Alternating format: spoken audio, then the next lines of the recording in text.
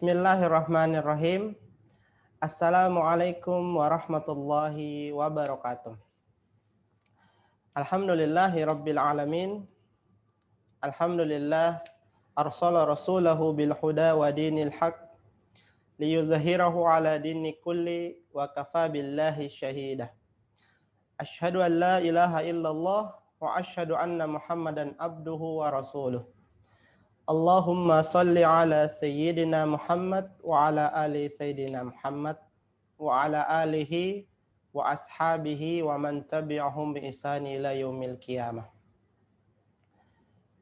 Faqala Allah Ta'ala fi kitabihil karim, ya ayyuhalladzina amanu taqullaha haqqa tuqatih wa la tamutunna illa wa antum muslimun.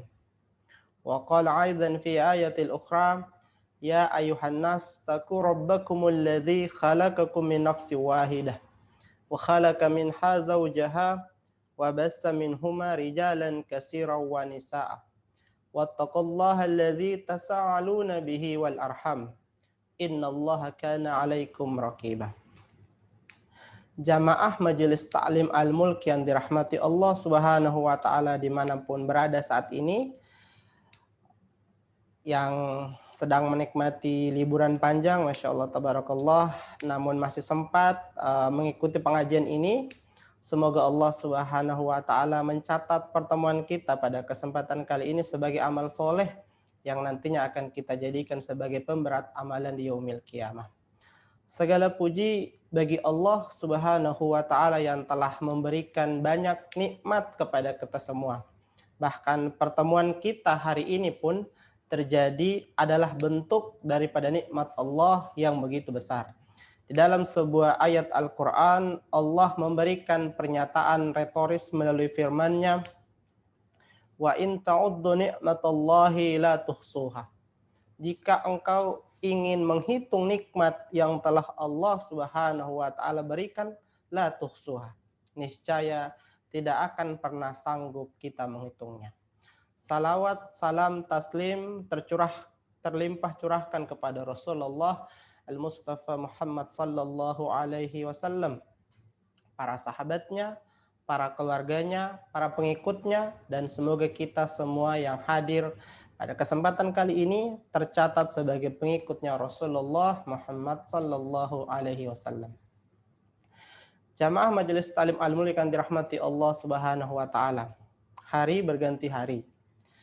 Detik berganti detik, waktu terus berlanjut. Pada hakikatnya kita sedang menuju kepada sebuah kepastian, yang mana kepastian itu adalah namanya kematian. Kepastian itu namanya kematian, tetapi tak banyak orang yang menyadari, tak banyak orang yang tersadar bahwa sebenarnya perjalanan kehidupan kita ini hanyalah menuju fase akhir yang namanya kematian itu. Sehingga, mohon maaf, afwan, kita hidup di kolong langit yang sama. Kita hidup di bumi yang sama. Tapi ada orang yang nyaman dengan maksiat yang terus dilakukan. Di lain sisi ada orang yang khawatir dengan amalan yang boleh jadi amal soleh, tapi khawatir tidak diterima oleh Allah Subhanahu wa taala. Kita hidup di bumi yang sama, di kolong langit yang sama. Tapi ada orang hari ke hari merasakan bahwa kehidupannya itu baik-baik saja, padahal tidak melakukan amal kebaikan menurut tuntunan Rasulullah. Di sisi yang lain, ada orang yang curiga, yang was-was terhadap dirinya. Jangan sampai amalan baik yang dilakukannya, puasa, sholat, zakat, dan semua amalan baik yang dilakukannya tidak sesuai dengan yang dicontohkan oleh Rasulullah sehingga nanti tertolak. Maka ma'asyiral muslimin rahimakumullah, jamaah Majelis Ta'lim yang dirahmati Allah, dari hari ke hari marilah kita perbaiki diri kita. Kita perbaiki diri kita agar dari hari ke hari kita menjadi orang yang semakin baik. Atas izin Allah Subhanahu wa taala. Dan dari hari ke hari, hidup selalu memberikan kita terhadap pilihan. Hidup ini adalah rangkaian daripada pilihan demi pilihan yang nantinya akan kita pilih. Bahkan nanti ketika kita berakhir kehidupan kita, tetap juga ada pilihan. Pilihannya ke kiri adalah neraka, pilihannya ke surga, pilihan ke kanan adalah surga. Dan itu semua ditentukan dari apa yang kita pilih ketika kita hidup di muka bumi ini. Anda ingin memilih jalan yang ke kiri atau Anda ingin memilih jalan yang ke kanan? Maka setiap kali pertemuan kita, setiap kali kita berjumpa, Allah Subhanahu wa taala mengingatkan kepada kita untuk saling menasehati dalam kebaikan. Inilah ikhtiar yang dilakukan oleh pengurus Majelis Ta'lim Al-Mulk dalam rangka untuk ta'awun 'alal birri wat taqwa. Mengingatkan bahwa manusia ini sifat dasarnya adalah lupa. Sifat dasar dari iman adalah turun dan naik. Boleh jadi pada saat kita bertemu iman kita sedang turun dan diingatkan oleh teman kita yang imannya sedang naik. Boleh jadi ketika kita bertemu, kita sedang hilaf dan diingatkan oleh teman kita yang pada saat itu sedang tidak hilaf. Maka demikianlah siklus hidup terus berlanjut. Jamaah Majelis Ta'lim yang dirahmati Allah Subhanahu wa taala, hari ini kita membahas tentang judul yang sangat menarik yang judulnya adalah memaknai perbedaan sebagai sunnatullah. Saya izin untuk share screen.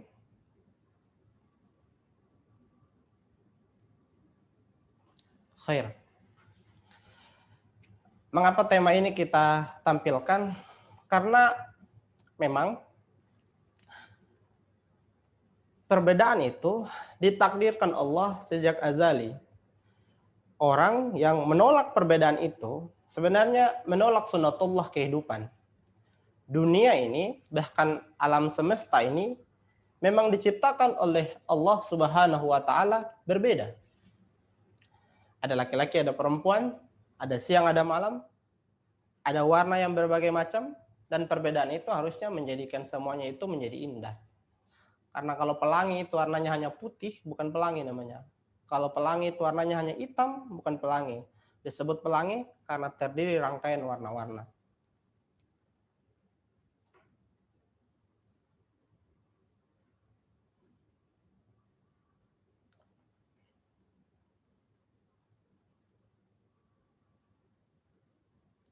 Baik. Bapak Ibu jamaah Majelis Ta'lim yang dirahmati Allah Subhanahu wa taala, idealnya yang sudah berbeda tidak usah dipaksakan untuk sama. Dan yang sudah sama tidak usah dipaksakan juga untuk berbeda. Itulah sebenarnya poinnya. Mengapa? Karena kita mengimpikan persatuan bukan berarti kita melakukan penyeragaman. Jadi persatuan yang dibangun di atas keseragaman sesungguhnya menyalahi sunnatullah dan fitrah kemanusiaan yang ditakdirkan memang beragam dan berbeda. Perbedaan itu memang adalah sunnatullah. Sementara menjaga persatuan itu adalah perintah Allah. Allah Subhanahu wa taala berfirman dalam Quran surah Al-Hujurat ayat 13. Ya ayuhan nas, inna khalaqnakum min zakari wa unsa wa ja'alnakum shu'uban wa qabaila lita'arafu. Inna akramakum indallahi atqakum. Innallaha alimun habir. Wahai sekalian manusia, sesungguhnya kami menciptakan kamu dari seorang laki-laki dan seorang perempuan. Dalam tafsir disebutkan laki-laki dan perempuan itu sejak azali adalah Nabiullah Adam alaihissalam dan ibunda Siti Hawa. Dan menjadikan kamu berbangsa-bangsa dan bersuku-suku supaya kamu saling kenal mengenal. Sesungguhnya orang yang paling mulia di antara kamu di sisi Allah ialah orang yang paling takwa di antara kamu. Sesungguhnya Allah Maha mengetahui lagi Maha mengenal. Jamaah sekalian, ini sekaligus menjawab ego sektoral, ego sukuisme. Ada orang yang sangat merasa bangga karena dia terlahir dari suku tertentu. Ada orang yang merasa sangat superior karena dia merasa lahir dari suku tertentu. Sehingga hal itu kemudian nanti banyak efeknya.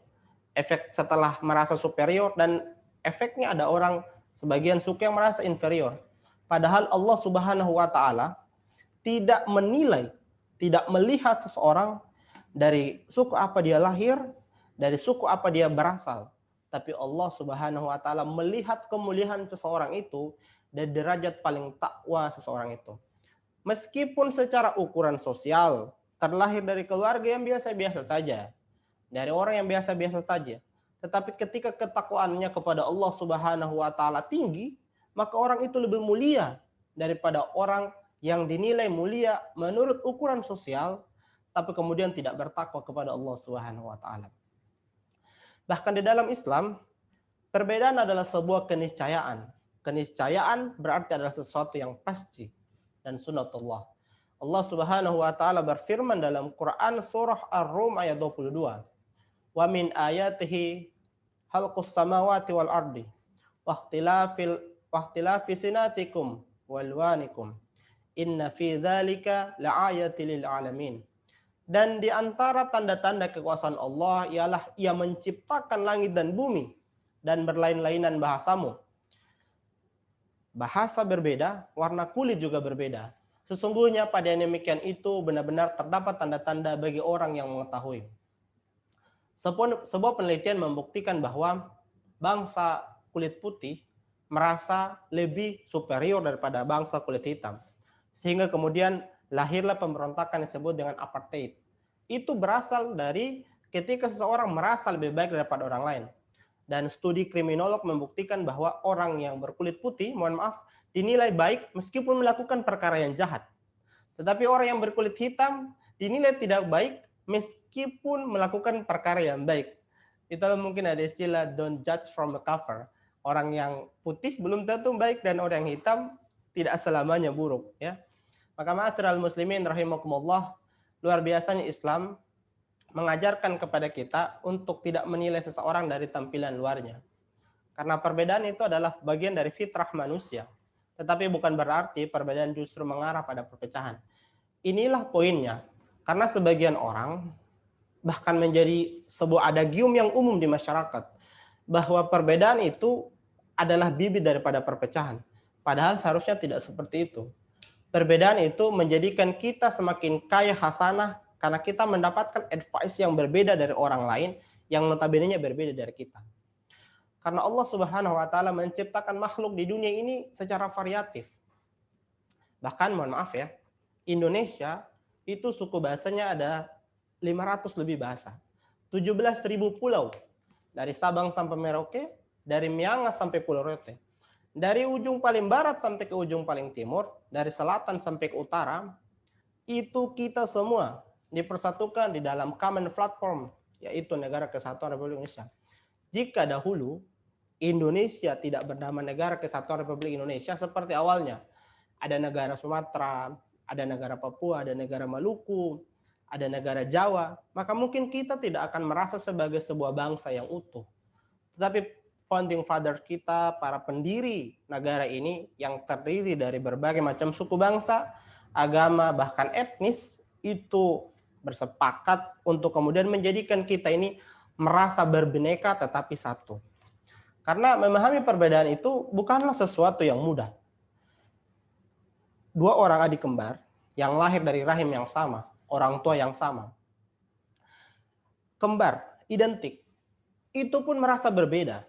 Apalagi orang yang sudah lahir dari keluarga yang berbeda, orang tua yang berbeda, tampilan fisik yang berbeda, dan menerima perbedaan itu bukanlah sesuatu yang mudah. Maka diperlukan kelapangan hati untuk memahami perbedaan itu. Apalagi, mohon maaf, jika perbedaan itu berkaitan dengan paham dan keyakinan keagamaan. Bagaimana mungkin seseorang harus memahami bahwa keyakinan dianggapnya sebagai ajaran yang sesat atau ajaran yang terlarang menurut keyakinannya, dan ajaran tersebut harus ditoleransinya karena faktor kemanusiaan. Maka ada ungkapan kita berbeda dari segi agama, tapi kita bersatu dari segi kemanusiaan. Inilah problem tentang yang namanya the ultimate concern dalam agama. Mengapa? Karena semua agama, ya, semua agama, apapun agamanya, selalu mengajarkan tentang kebenaran yang absolut, yang tidak bisa dinegosiasikan kebenarannya. Setiap agama mengajarkan tentang kebenaran yang absolut itu kepada pemeluknya. Contoh Islam, seorang pemeluk Islam, seorang muslim, meyakini bahwa Islam adalah memiliki kebenaran yang absolut. Maka efeknya adalah agama lain di luar Islam dirasa sebagai agama yang tidak benar. Demikian pula agama lainnya. Maka ketika setiap agama mengajarkan kebenaran yang absolut, maka akan sangat mungkin terjadinya gesekan-gesekan yang disebabkan oleh absolutas ajaran agamanya masing-masing. Maka apa solusinya, jamaah sekalian? Di dalam Islam sudah ditegaskan bahwa keberadaan multi etnik dan agama tidak mesti dipahami sebagai sebuah ancaman. Sebaliknya, Islam menganggapnya sebagai kekayaan yang bisa mendatangkan berbagai berkah. Allah Subhanahu wa taala berfirman dalam Quran surat Yunus ayat 99. Walau sa'a rabbuka law man fil ardi kulluhum jami'an afa anta tukrihu an-nasu hatta yakunu mu'minin. Perhatikan ayat ini. Dan jikalau Tuhanmu Allah Subhanahu wa taala menghendaki, tentulah Allah menghendaki beriman semua orang yang ada di muka bumi. Maka apakah kamu hendak memaksa manusia supaya mereka menjadi orang-orang yang beriman semuanya? Ada yang menarik dari segi tata bahasa Arab. Ayat ini menggunakan kata lau. Walau sa'a. Walau sya'a rabbuka.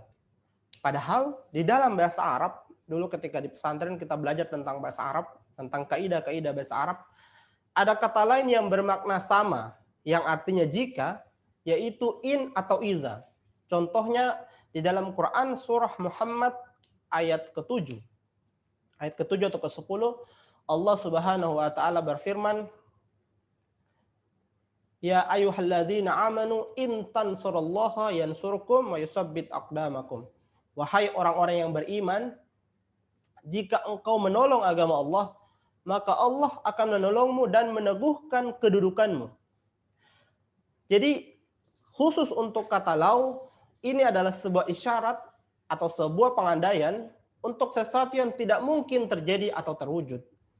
Jadi Allah ingin menyampaikan kepada kita bahwa mustahil kita semua itu sama.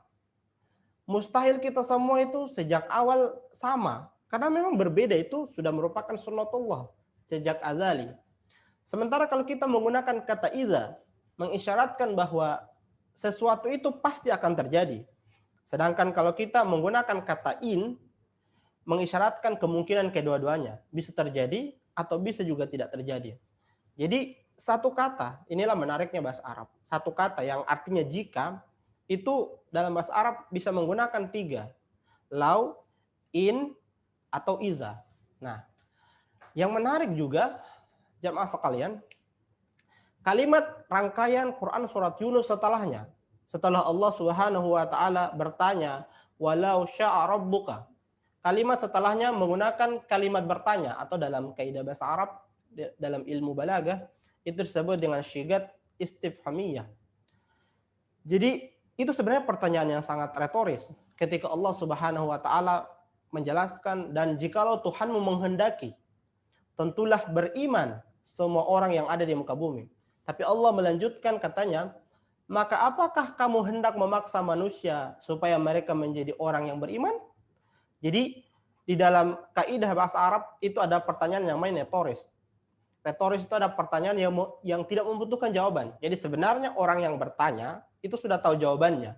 Jadi dia tidak membutuhkan jawaban dari pertanyaan disampaikan. Itulah yang kemudian Allah sampaikan, maka tidak mungkin engkau menghendaki semua orang itu sama. Maka ma'asyiral muslimin rahimakumullah, jamaah majelis talim yang dirahmati Allah, tugas kita adalah menyampaikan masalah hidayah, masalah ikut sama-sama dengan kita itu urusannya Allah Subhanahu wa taala. Tugas kita adalah menyempurnakan ikhtiar dengan 5 as. As yang pertama ikhlas, as yang kedua profesional, as yang ketiga kerja keras, as yang keempat saya lupa ya. Nanti kita cari di ceramahnya Agim. Dalam sebuah kesempatan Agim pernah menyampaikan kepada Ustadz Adi Hidayat bahwa beliau merasa sampai ke titik ini belum merasa tidak layak kemudian beliau menjadi seorang pimpinan pesantren yang kemudian dihargai oleh banyak orang, sementara ilmunya senantiasa berkurang, ilmunya senantiasa tidak bertambah. Sambil menangis beliau bertanya kepada Ustadz Adi Hidayat, dan apa yang disampaikan oleh Ustadz Adi adalah salah satu syarat seseorang itu kemudian diterima amalannya, diterima apa yang disampaikan adalah ikhlas. Maka Bapak Ibu sekalian, curigalah dengan diri kita. Jangan sampai kita beriman, kita beramal, kita melakukan sesuatu tidak ikhlas lillahi ta'ala. Maka Allah Subhanahu wa taala menatap isi hati kita, Allah menatap apa yang kita lakukan, dan Allah senantiasa memberikan ganjaran sesuai dengan apa yang kemudian kita niatkan di dalam hati kita. Bukankah Rasulullah Sallallahu Alaihi Wasallam pernah bersabda, dan itu tercatat di dalam kitab hadis Arba'in, hadis yang pertama, innamal a'malu binniyat wa innamal likulli imri'in ma nawa. Semua apa yang kita lakukan berawal dari niat kepada Allah Subhanahu wa taala. Dan sesungguhnya Allah tahu apa yang ada dalam isi hati kita. Allah tahu untuk apa kita melakukan sesuatu itu, dan Allah tahu nantinya akan kemana setelah kita melakukan itu. Maka masyiral muslimin rahimakumullah, kita sebagai warga bangsa Indonesia yang tadi kan menjadi warga yang majemuk dan plural, anggaplah sebagai sebuah rahmat dari Allah yang Maha Kuasa, sebagai sebuah aset bangsa, bukan sebagai sebuah asbab untuk kita saling berbeda, untuk kita saling terpecah belah.